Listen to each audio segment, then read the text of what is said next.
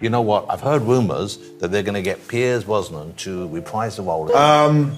No one's spoken to me about it. I've heard all the rumors, and listen, they know where to find me, and let's see where the wind takes us. Yeah. He lost both his wife and daughter to cancer, then watched helplessly as his son spiraled into self-destruction. Yet to the world, he's just James Bond. Pierce Brosnan once sat quietly by his first wife's hospital bed, holding her hand in her final moments. A few years later, his daughter, the one he loved more than anything, passed away from the same illness. Two devastating losses. And yet that man still stood up, still moved forward, still smiled on the red carpet as if nothing had shattered.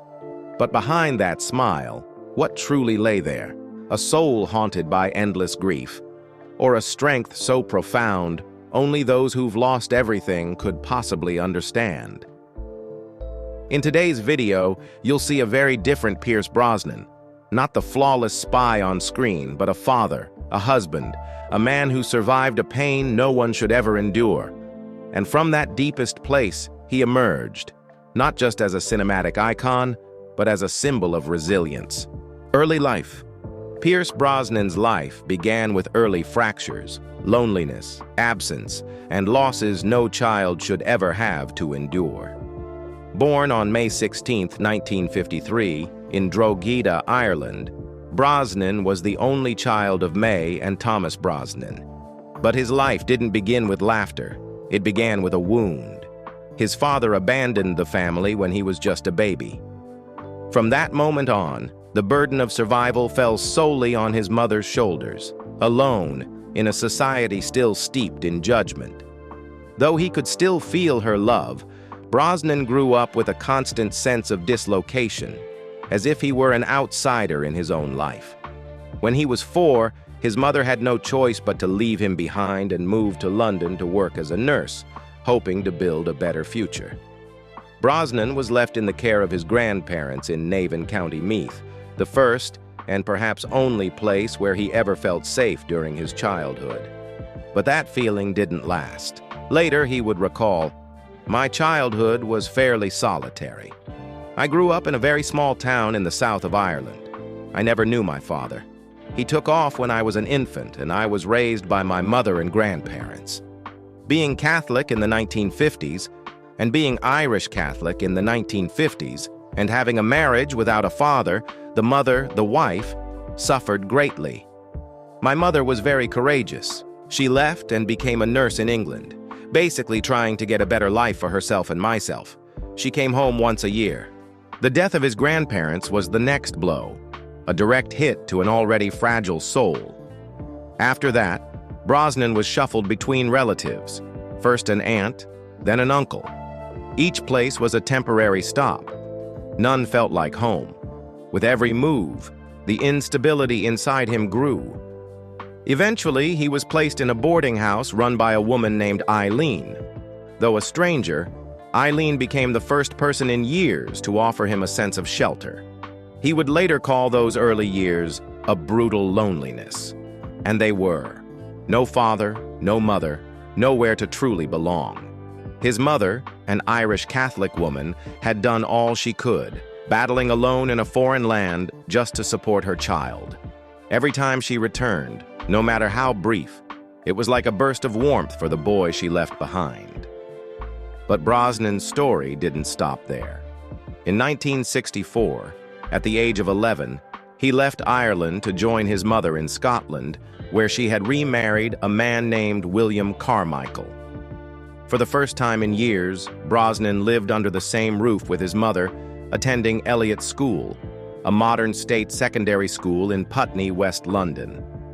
Reflecting on the transition from Ireland to England, he said, "When you come to a city as vast as London, as a 10-year-old Irish kid, life suddenly speeds up. You go from a small school, 7 classrooms in Ireland, to a huge comprehensive school with over 2,000 students. And you're Irish, and they let you know that. You're made to feel it. The English are very good at that, and I had a deep sense of being an outsider. At school, they nicknamed him the Irish.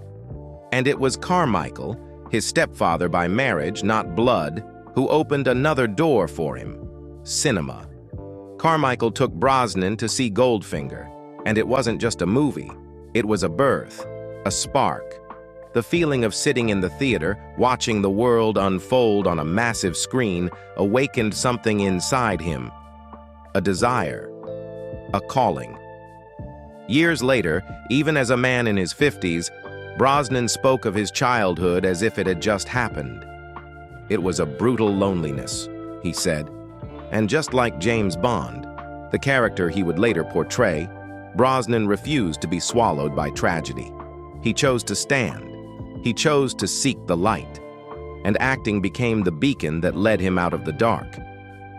From those early fractured beginnings, Pierce Brosnan's journey began, a journey through pain and isolation, toward becoming one of the most beloved actors in the world. Early career. After leaving school at 16, Pierce Brosnan didn't dream of becoming an actor. He wanted to be a painter. With a childhood marked by instability, Brosnan found solace in drawing. He studied commercial illustration at Central St. Martin's, one of London's most prestigious art schools. But everything changed during a chance rehearsal at the Oval House Theatre in 1969. A fire eater was teaching women how to run flames across their bare chests. They were shirtless. Young Brosnan sat there, stunned.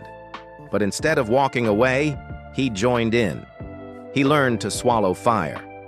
Not for spectacle, but because, for the first time, he felt like he belonged to something. A circus agent happened to witness one of his street performances and hired him on the spot. Brosnan performed as a street fire eater for 3 years before realizing what he truly craved wasn't fire, it was the stage. He was accepted into the Drama Centre London, one of the most demanding acting schools of the time. 3 years later, when he graduated in 1975, Brosnan was still a complete unknown. He began his career backstage, working as a stage manager's assistant at the York Theatre Royal. His first acting role was in Wait Until Dark, unremarkable, without spotlight. But 6 months later, something extraordinary happened. Legendary playwright Tennessee Williams, the creator of A Streetcar Named Desire, personally cast Brosnan as McCabe in the UK premiere of The Red Devil Battery Sign. His performance sent shockwaves through London's theater scene. Williams sent Brosnan a telegram with a single line, "Thank God for you, my dear boy." To this day, Brosnan still keeps that telegram like a treasure. From there, his stage career expanded. He was cast by acclaimed director Franco Zeffirelli in Philomena, alongside Joan Plowright and Frank Finlay. But Brosnan didn't stop at the stage. He began appearing on screen, even if only in minor roles. In 1980, he appeared in 2 films, The Long Good Friday and The Mirror Cracked, acting alongside Angela Lansbury and Tony Curtis. At the same time, he landed small roles in television series like The Professionals, Murphy's Stroke, and Play for Today. Few took notice, but Brosnan stayed persistent. The turning point came in 1981, when he starred in the miniseries The Manions of America, his first lead role that gained him recognition in the U.S. Shortly after, in 1982, Brosnan was cast in PBS's Masterpiece Theatre as Robert Gould Shaw II in Nancy Astor, a drama about the first woman elected to the British Parliament. His role, a man aching for love, earned him his first Golden Globe nomination. That same year, Brosnan moved to California, and even though he hadn't yet played Bond, the Washington Post already wrote, he could be a young James Bond. At the time, that prediction seemed distant. But Brosnan knew one thing for sure. After years of circus acts, theater, and bit parts on television, he was finally stepping into the light. Career success. Pierce Brosnan once came incredibly close to playing James Bond, only to watch it slip away. In 1981, while visiting the set of For Your Eyes, only to see his wife, actress Cassandra Harris, Brosnan caught the attention of legendary producer Albert "Cubby" Broccoli. After observing him, Broccoli said just one sentence: "If he can act, he's my guy." Years later, when Roger Moore stepped down, Brosnan was chosen as his successor. He auditioned, was selected, and just then, Remington Steele, the series he was starring in, was unexpectedly renewed by NBC. Bound by contract, Brosnan was forced to turn down the role that had already seemed within his grasp. The Bond mantle passed to Timothy Dalton, and Brosnan, despite having tried on the tuxedo, had to step back from the spotlight like a man out of sync with fate. It wasn't until 1994, after multiple delays and Dalton's refusal to continue the franchise, that Brosnan finally received the call that changed his life. He officially became the 5th James Bond in history, signing a 3-film deal for $1.2 million for the first installment. And then came GoldenEye. After years of hiatus, the James Bond franchise returned with bold energy, and Brosnan was its new face. The film grossed over $356 million worldwide, making it the highest-grossing Bond film since Moonraker, 1979, and the 4th highest earner of 1995. But it wasn't just the numbers. Brosnan delivered a very different Bond.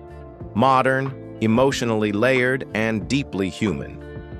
Roger Ebert noted, "This is a more sensitive Bond, more vulnerable, and more psychologically complete."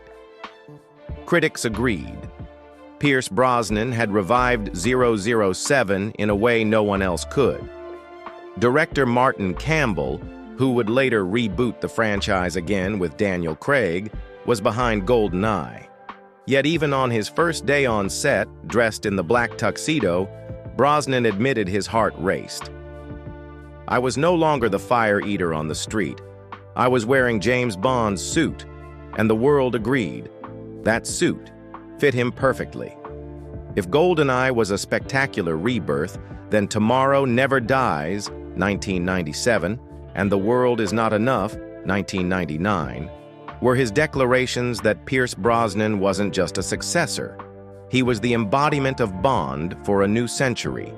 In these films, Brosnan stepped out from the new Bond shadow and became a global icon, a spy who was not only sharp and suave, but emotionally resonant.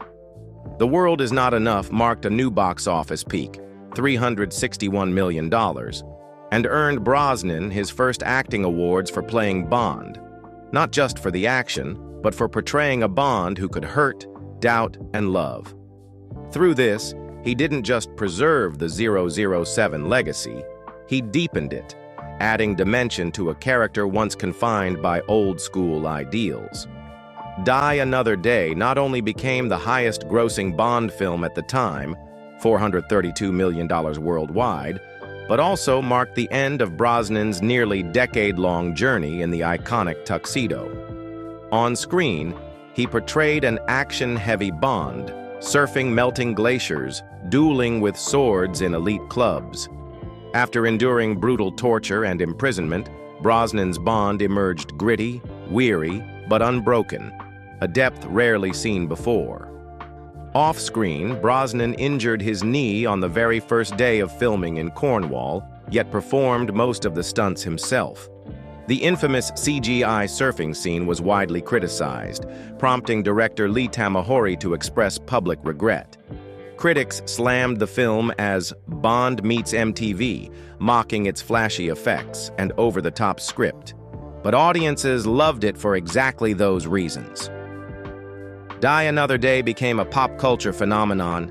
Halle Berry rising from the sea, invisible cars, high-tech weapons, making it one of the most fun Bond films to re-watch despite its flaws. And though divisive, Brosnan remained the film's heart, leaving Bond not in silence, but with an unforgettable legacy.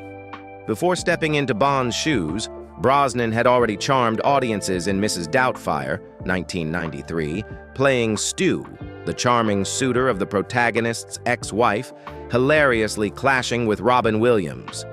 Though a supporting role, Brosnan stood out with his grace and calm presence, further endearing him to American audiences. At the peak of his Bond fame, he pivoted with the Taylor of Panama, 2001, playing an MI6 agent who was cold, cynical, and manipulative. Though not a box office smash, the film was praised for showing that Brosnan wasn't shackled to the 007 image. He was always looking for ways to challenge himself. Personal life and tragedy. Before the Bond films launched him into global stardom, Pierce Brosnan had already embarked on a quieter, more personal journey, a journey of becoming a husband, a father, and a man devoted to family. It began in the late 1970s when he met Australian actress Cassandra in what he would later call a fateful encounter. In her, he saw not just beauty or talent, but a rare sense of peace, something his affection-starved childhood had never given him. They married in 1980, beginning a whole new chapter, not in the spotlight, but in the quiet dinners, in the laughter of children, and in the steady rhythm of domestic life. Cassandra was more than a partner. She was his true companion. She encouraged him to take risks, to explore new roles, and ultimately made a pivotal decision to move the entire family from England to the US in 1981, laying the groundwork for Brosnan's future in Hollywood. When Cassandra's ex-husband, the biological father of Charlotte and Christopher, passed away in 1986, Brosnan didn't hesitate. He adopted the two children and loved them as his own. Together, they became a true family, something Brosnan had longed for his entire life, growing up without a father. Later, he and Cassandra welcomed their own son, Sean, making their little family feel whole. Amid his growing career, Malibu became their sanctuary, not some lavish estate, but a home where Cassandra kept everything running with love, grace, and unwavering faith in the man she'd married. It was there that Brosnan once said, "She made me the man I am today, the actor I am today, the father I am today. She will forever be part of every fiber of my being." But Cassandra's role was never just behind the scenes. She was his pillar of strength, even as illness took hold. In the final summer before her death, though already weakened, she encouraged him to accept a role in The Lawnmower Man. By autumn, as her health deteriorated further, she still urged him to take on Live Wire, simply saying, "Cassie said it would be good." As Brosnan's career was taking flight, so too was his personal happiness reaching its peak. The years with Cassandra marked a time when he not only rose on screen, but found himself as a father, a husband, and a man who had learned to love and be deeply loved in return. But could that happiness last forever? Just as the light seemed brightest, darkness was drawing quietly near. The tragedy that lay ahead would not only change Brosnan forever, it would fracture a part of his soul, the part that once believed family was something that could never be lost. The first tragedy of Pierce Brosnan's life struck in 1987, when Cassandra was diagnosed with ovarian cancer, a vicious illness she would battle through 4 long and painful years. From the very start, her condition was severe. Doctors discovered a large, malignant tumor. Brosnan recalled, "This wasn't just a shadow or a small lump. It had overtaken Cassie's body." Still, Cassandra faced her illness with astonishing courage and strength. She calmly explored every possible treatment, from surgery and chemotherapy to holistic medicine, fighting relentlessly for herself and her family. Pierce Brosnan remained steadfast by her side, caring for and encouraging her through the darkest stages. He described himself as a quiet man, but one who never left Cassandra's side. "I was always there for her," he said. Despite her suffering, Cassandra never let the disease stop her from holding the family together. She managed everything, raising the children, helping plan Brosnan's career, even redecorating their Malibu home, a haven they had chosen together after an exhausting round of chemotherapy. "That house brought Cassie so much joy," Brosnan shared. But the illness slowly consumed their lives. Every surgery, every chemo session was a new battle. Cassandra endured 8 surgeries and chemotherapy over just a year and a half, struggling with relentless fatigue and nausea. And yet, even in her weakest moments, she clung to hope. Brosnan recalled their son Sean often pretending to be a doctor, caring for his mother until she was well enough to return to their daily routine. Eventually, the signs became undeniable. A week before her final hospitalization, Cassandra turned to Brosnan and said, "Please, my love, don't worry. This is just a life slowly coming to an end." Her words cut through Brosnan like a blade, but they were also a testament to her bravery. He never asked her if she was afraid. He already knew she was simply too exhausted from the fight. On December 28, 1991, just one day after their 11th wedding anniversary, Cassandra took her last breath in Brosnan's arms. The entire family had gathered in her final hours. Brosnan called Charlotte, their daughter, in London so she could say goodbye over the phone, while Christopher and Sean were by the bedside. He held Cassandra close, clutching her hand and praying. "She made me the man I am today, the father, the actor, the human being," he said, voice breaking. 4 months after her death, Brosnan still felt her presence in every corner of the house, in every chair in the garden.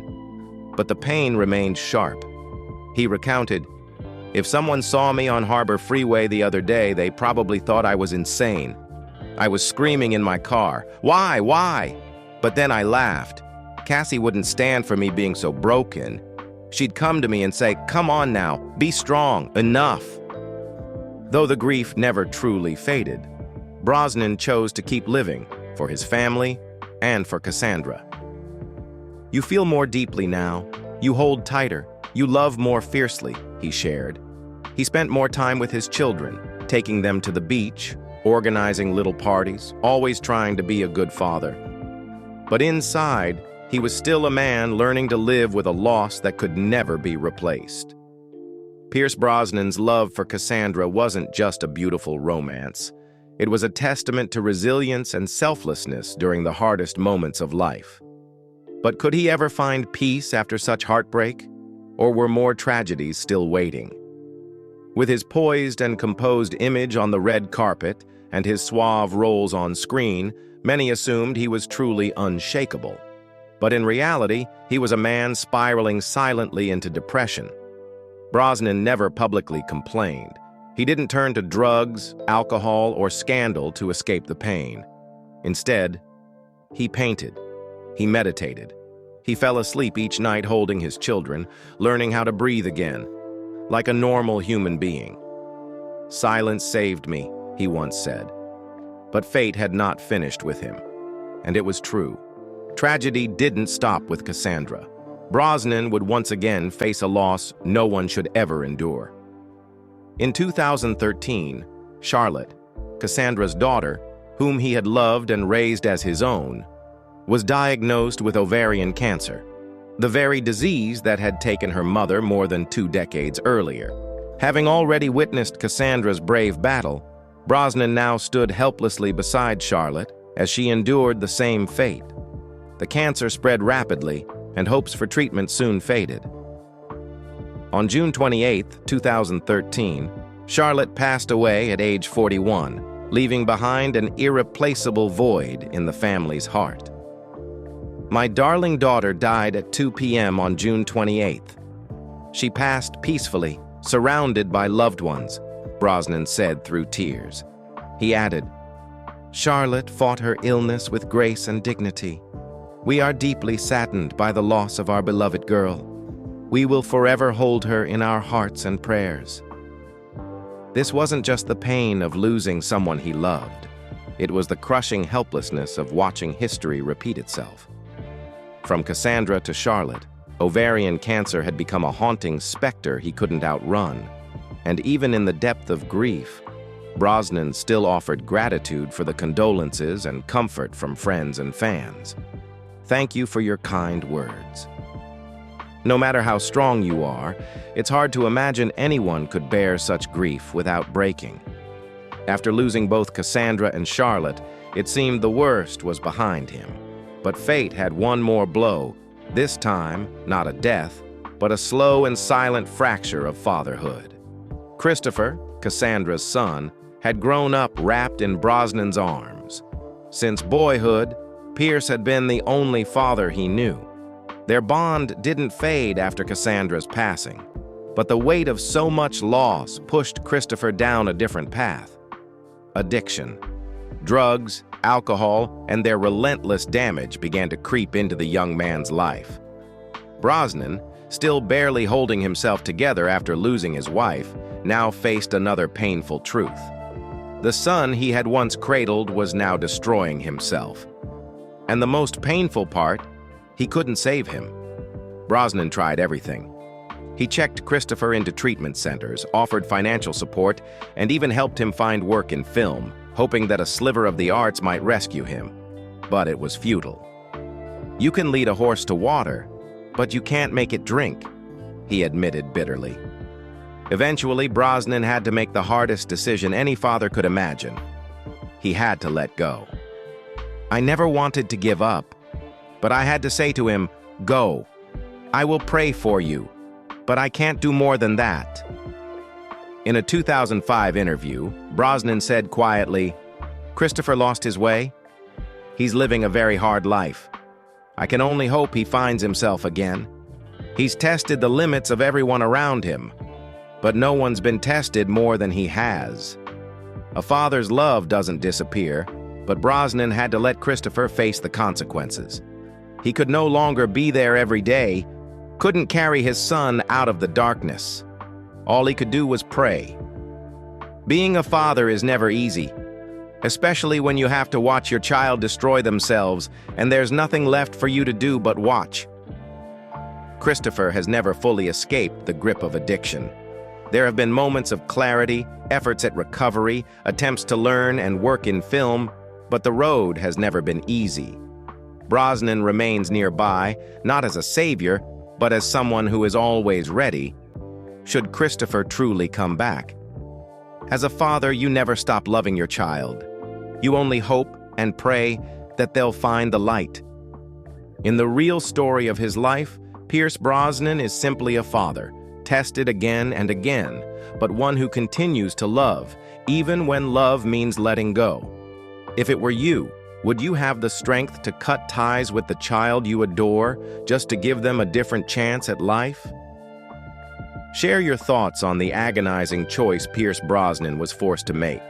After losing Cassandra, the woman he once believed would walk with him to the end of his life, Pierce Brosnan sank into a loneliness so deep it seemed he might never love again. A part of his heart had shattered. But then, in 1994, at a party, fate brought Keely Shea Smith into his life, a journalist and environmental activist whose energy was both gentle and quietly powerful. Keely didn't try to replace anyone, nor did she come to heal anything, but her calm presence gave Brosnan something he hadn't felt in years: peace. Their relationship grew naturally, steadily. After 7 years together, they were married in August 2001 in Brosnan's native Ireland. The wedding was not extravagant, but deeply emotional, just like their love. Brosnan called Keely the strength I can't live without, the woman who helped him rise and keep walking through tragedies that might have destroyed anyone else. This marriage wasn't a fairy tale. It was proof of mature love, full of gratitude, patience, and grace. Brosnan and Keely nurtured their bond with small, enduring rituals. Quiet date nights, vacations without music, just the sound of each other's voices. "We don't listen to music," Brosnan once said. "We just talk to each other and forget the world outside." The couple has 2 sons, Dylan, born 1997, and Paris, born 2001. In Brosnan's eyes, Keely is not only a wife and partner, but a remarkable mother, the woman who gave him the kind of family he had longed for since childhood. But not everyone could see that beauty. In recent years, Keely has become the target of cruel comments online about her appearance. In a Hollywood obsessed with impossible beauty standards, she was criticized for not maintaining a celebrity figure. Brosnan, however, did not stay silent. When a friend once suggested that Keely should consider weight loss surgery, Brosnan replied with a single, unforgettable line, "I love every curve of her. She's always been the most beautiful woman in my eyes." And he added, "I loved her for who she was then. I love her now for being the mother of my children. I'm proud of her, and every day I try to be worthy of that love." On August 4th, 2024, they celebrated 23 years of marriage. Brosnan posted, "Happy anniversary, my love, Keely. My love forever grows and walks beside you." Keely responded with heartfelt simplicity, "You are the most special, the true man I've always searched for. The world is better with you in it." No need for fanfare, no flashbulbs. Their marriage stands as a quiet, powerful reminder that real love doesn't need to be perfect. It just needs to be honest, patient, and unshakable through life's hardest moments. Lately, Keely has faced growing pressure over her weight, and Brosnan continues to protect her from unwarranted public criticism. He often speaks out in praise of her beauty and worth, emphasizing that his love isn't swayed by physical change. "I love every curve on her body," he said. "Keely has brought so much happiness to me and our family. I will always protect and support her no matter what." These words aren't just about love. They are declarations of unconditional devotion and fierce loyalty. What do you think of how Pierce Brosnan defends the woman he loves, not because she's perfect, but because she's his? In a world so quick to judge appearances, don't we need more men like him? Share your thoughts. And if you believe in unconditional love, don't forget to like and follow for more inspiring stories like this one. Legacy and influence. Pierce Brosnan isn't the only actor to don James Bond's iconic tuxedo, but he's one of the rare few who made that suit feel alive. The legacy he leaves behind isn't just that of a suave, intelligent, and humane 007. It's the embodiment of a gentleman, both on screen and in real life. In a world where people often confuse coldness for strength, Brosnan chose to show resilience through kindness, to overcome tragedy with love and quiet perseverance, not scandal or rage. He inspires a generation of young actors with a simple truth. You don't need to break every rule to stand out. Sometimes the way you treat your loved ones, the way you silently carry your grief, that's what makes you unforgettable. Brosnan never set out to be a symbol, but it is his quiet strength, his unwavering grace, and his ever-grateful heart that made him one of the most admired figures of his time. Present life. At 72, Pierce Brosnan shows no signs of slowing down. Though his Golden Bond years are behind him, he continues to prove he's an artist without limits, adaptable, inventive, and ever-evolving. From playing Dr. Fate in Black Adam, 2022, to starring in action comedy projects like The Outlaws and Fast Charlie, 2023, Brosnan shows he's unafraid to experiment and still captivating to younger audiences. 2025 marks a powerful resurgence, with 3 major projects on the horizon. In Mobland, a Guy Ritchie series for Paramount Plus, he transforms into Irish crime boss Conrad Harrigan, a performance that has left audiences stunned. Later this year, he'll appear in The Thursday Murder Club, Netflix, a crime comedy premiering in late August, and Giant, where he plays real-life boxing coach Brendan Ingle. For those wanting to see Brosnan on the big screen, don't miss The Unholy Trinity, set to release June 2025.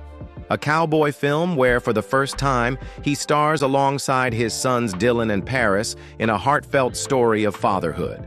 Beyond acting, Brosnan continues to run his production company, Irish Dreamtime, focusing on meaningful and independent storytelling. At the same time, he pursues his love for painting, hosting exhibitions in Hawaii and California to raise funds for ovarian cancer research, the disease that claimed both his wife and daughter. Despite facing criticism in 2024 for taking photos in a restricted area of Yellowstone, Brosnan remains respected as a longtime environmental advocate, co-founding NRDC and living a quiet life by the sea in Hawaii. Today, Pierce Brosnan is more than a silver screen icon. He is a portrait of grace, growth, and unwavering creativity. Pierce Brosnan has lived a life many admire, but few truly understand. After enduring unthinkable losses, a fractured childhood, the death of his first wife and daughter, he never crumbled. He chose not to be drowned by tragedy, but to move forward with love, strength, and art. From a poor Irish boy to a global icon, from James Bond to painter, environmentalist, and devoted father, his journey hasn't been flashy, but it has been honest and deeply inspiring. Have you ever used pain to grow, as he did? Or are you still searching for a reason to rise again? Share your thoughts. And if Brosnan's story touched you, don't forget to like, subscribe, and stay with us for more real, moving stories that never ring hollow. Thank you for staying with us until the very end.